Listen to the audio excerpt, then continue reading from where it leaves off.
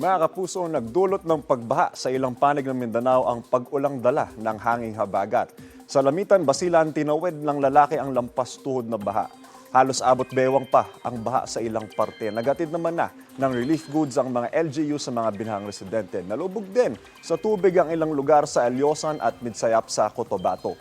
Inakit na ang maraming gamit sa bahay para maisalba ang mga strand sa baha, agad namang sinakluluhan ng MDRRMO o ng Alyosan at ng Midsayap. Bukod sa bakit mga kapuso, nagpapaulan din ang trough o yung buntot ng low pressure area sa ilang bahagi ng ating bansa. Namataan po ng Pag-asa ang low pressure area sa layong 945 kilometers silangan po yan on Eastern Visayas. Mga kapuso, magdadala po ng ulan ang trough sa Bicol Region at ilang bahagi ng Visayas, pati na rin po sa Mindanao. Bagya naman tumaas ang tsansa ng low pressure area na maging isang bagyo sa mga susunod na araw. Kung sakali mga kapuso, papangalanan po itong bagyong Auring at magiging kauna-unahang bagyo ngayong taong 2025. Palalo po mga kapuso, stay safe and stay updated.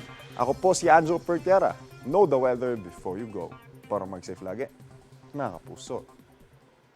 Igan, mauna ka sa mga balita, mag-subscribe na sa GMA Integrated News sa YouTube para sa iba't ibang ulat sa ating bansa.